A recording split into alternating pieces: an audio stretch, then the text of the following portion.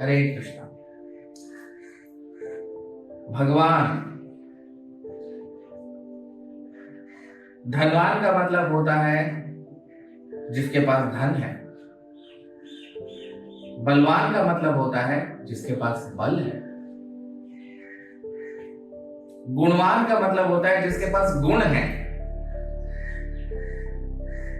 तो धन जोड़वान धनवान, गुण जोड़वान गुणवान, बल जोड़वान बलवान। जिसके पास बहुत विद्या है उसे हम विद्वान कहते हैं। विद मतलब ज्ञान। तो धन से धनवान, बल से बलवान। तो भगवान का अर्थ क्या हुआ? भगवान का मतलब भक्त। तो वेद व्यास जी के जो पिता हैं श्री पराशर ऋषि, वो बताते हैं यैश्वर्यस्य समग्रस्य वीर्यस्य यशस्श्रियः ज्ञान वैराग्य योश्चैव सन्नाम भग इतिंगण। इस सृष्टि में सबके पास बहुत ऐश्वर्य है। कई लोगों के पास ज्यादा है, कुछ के पास कम है, थोड़ी संख्या में सभी के पास है।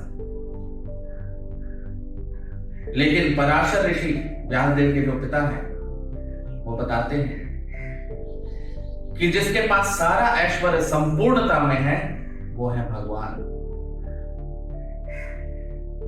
तो उन्होंने 6 ऐश्वर्य की बात की है। ब्यूटी यानी सुंदरता, नॉलेज यानी ज्ञान, वेल्थ यानी धन ऐश्वर्य, फेम यानी यश,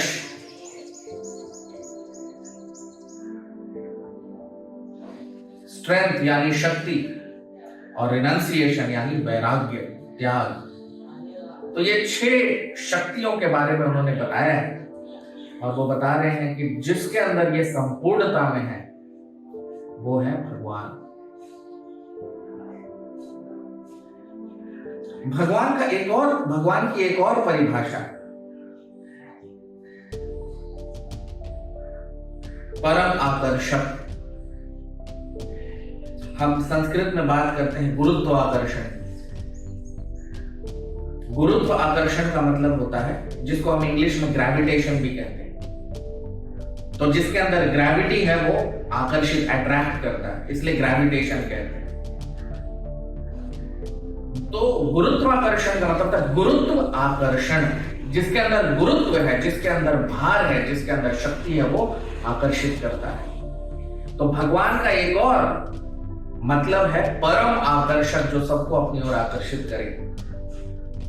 और कृष्ण शब्द का मतलब जो होता है संस्कृत में वो होता है परम आकर्षक। जो सबको अपनी ओर आकर्षित करे वो कृष्ण है।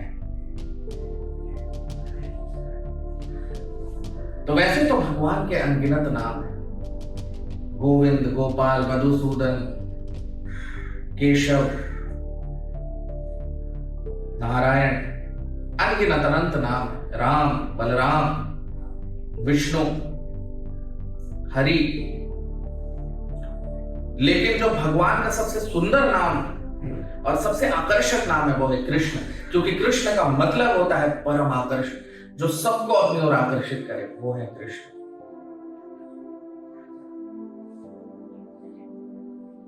तो भगवान श्री कृष्ण भगवत गीता में बताते हैं कि भोक्तारम यज्ञ तपसाम सर्वलोक महेश्वरम सुहृदम सर्वभूतानां ज्ञात्वा माम शांति पृच्छति। भोक्तारम, भोक्ता, भोक्ता का मतलब होता है एंजॉयर। तो भोक्तारम यज्ञ तपसाम, जो सारे यज्ञों और सारे तपस्याओं का मैं भोक्ता हूं, का मैं एंजॉयर हूं, वो मैं खाने वाला हूं, या उसको वो मेरे लिए है। तो भोक्तारम यज्ञ तपसाम सर्वलोक महेश्वर, जितने भी लोक हैं, भूलोक, स्वर्गलोक, महरलोक, जनलोक, तपलोक, सत्यलोक,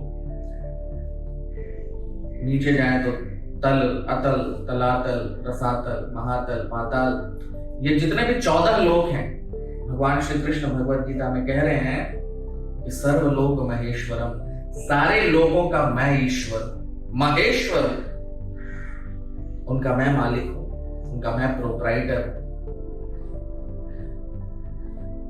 तो भोक्तारम यज्ञ तपसाम सर्वलोक महेश्वरम सुहृदम सर्वभूतानाम। और सुहृद यानी सबका सबसे महत्वपूर्ण और सबसे महान हितैषी, उनका मित्र, उनका प्रेमी मैं हूं।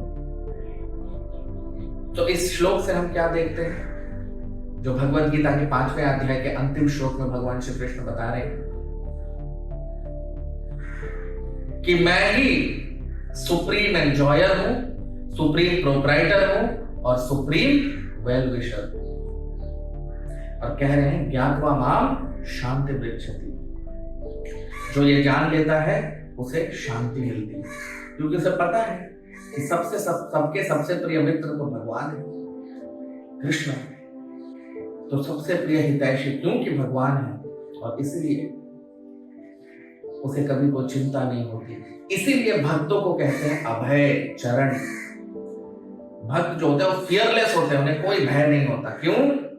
क्योंकि राखे कृष्ण मारे के, मारे कृष्ण राखे के। यदि कृष्णा ने सोच लिया कि मारना है तो कोई बचा नहीं सकता।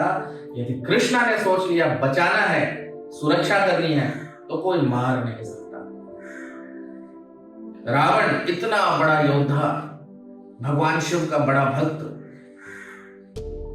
लेकिन क्योंकि भगवान राम ने सोच लिया कि मारना है तो कोई कुछ नहीं कर पाया।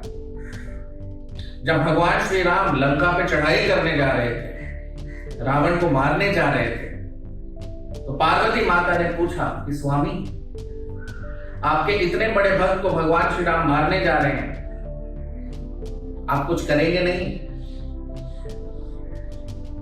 तो भगवान शिव क्या कहते हैं कि जब राम ने सोच लिया मारने का तो मैं कुछ नहीं कर सकता।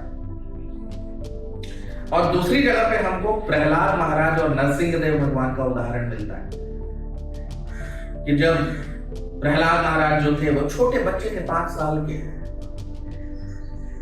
और हिरण्यकशिपु पूरे विश्व का राजा था उस टाइम में। आप सोच के देखो, यदि पूरे विश्व का हर मनुष्य अगर एक आदमी एक बच्चे को मारना चाहे, कितना बड़ा भय होता है उस बच्चे के। लेकिन क्योंकि भगवान ने सोच लिया था उसकी सुरक्षा करनी है, तो पूरा राज्य विरुद्ध था, उसके स्वयं पिता विरुद्ध थे प्रहलाद महाराज के, उसके बाद भी कोई कुछ नहीं बिगाड़ पाए। तो राखे कृष्ण मारे के, मारे कृष्ण राखे। तो इसीलिए कृष्णा का एक और नाम है जगन्नाथ, जगत के नाथ। पूरे जगत के वो नाथ है, पूरे जगत के, पूरे ब्रह्मांड के वो ईश्वर, इसलिए उन्हें जगन्नाथ कहते हैं। और पूरे विश्व में सबसे बड़ी जो यात्रा होती है उसे जगन्नाथ रथ यात्रा कहते हैं। भगवान ने अपना एक रूप दर्शाया है जगन्नाथपुरी में, जहां पे वो जगन्नाथ भगवान के रूप में स्थापित है। और पूरे विश्व से और पूरे ब्रह्मांड से अनगिनत लोग वहां पर प्रकट हो जाते हैं रथ यात्रा के लिए। बहुत कोशिश की है लोगों ने, लेकिन उसके बाद भी लाखों करोड़ों की जनसंख्या में लोग हर साल रथ यात्रा, जो भगवान की यात्रा है, जगन्नाथ की यात्रा है, उसमें भाग लेते हैं। तो पूरे ब्रह्मांड की सबसे बड़ी यात्रा है रथ यात्रा, जिसमें भगवान जगन्नाथ अपने रथ की यात्रा करते हैं। साधारण मुख्यतः हम देखेंगे कि हमें भगवान के मंदिर में जाना पड़ता है दर्शन के लिए, लेकिन जगन्नाथ भगवान के मंदिर में एक अद्भुत यात्रा होती है, जिसमें भगवान बाहर आते हैं अपने भक्तों को दर्शन देने के लिए। तो बहुत ही अद्भुत लीला है जगन्नाथ भगवान की, जिसे हम रथ यात्रा कहते हैं, जगन्नाथ रथ यात्रा।